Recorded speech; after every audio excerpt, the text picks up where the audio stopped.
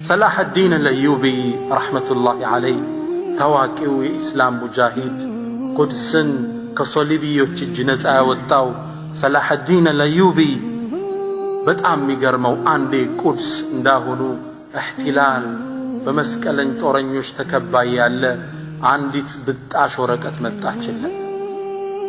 ከቁድስ ይላል ደብዳቤው። ቁድስ መስጂዱ ለصلاح الدين የላከው ሚል ነው ጽሁፉ። ምን ይላል?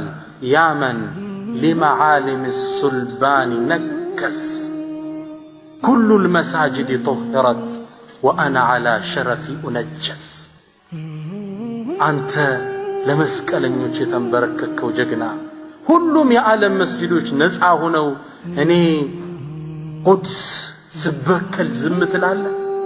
صلاح الدين ተቆጣ። ያለ ላለመሳቅ ወሰነ። ቁድስን ነፃ ሳላወጣ ጥርሴን አላህ ያያትማል። ጓደኞቹን መረጠ፣ ባልደረቦቹን አልሐዋሪይን። እነሱን ሲመርጥ ግን ሁሉቁል ኢታር የስነ ምግባራቸውን ባህሪ ያያይዘው ወጣቶችን ሊመርጥ ነው። የሱ ተከታይ ጀነራል ያረጋቸው። ምን ያደርግ ነበር? አንድ ቤት ውስጥ በጥግ አንዲት ምንጣፍ ያነጥፋል።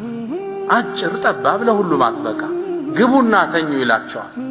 ሩጦ ተሽቀዳድሞ ጥሩ ቦታ ለማዝ ሚጥራው ኢታር ውስጥ አልገባምና ከፈተናው ኤክስ ያረጋው። ወንድሞቼ ቦታ ያዙ፣ ሚዳራድራለው። ሌሎችም የሚያስቀድመውን መሪ እየመረጣቸው መጣ። ምግብም ትንሽ ያደርጋል። ተሽቀዳድመው ሚሻሙትን ፈተና ኤክስ ናቸው። ሌሎችን ያስቀድሙትን እንዲህ ያደረገ መርጦ ያን ሰራዊት ይዞ ቁድስን በአላህ ፍቃድ ነፃ ወጣት። አሁንም አላህ ነፃ ያውጣት ኢንሻአላህ።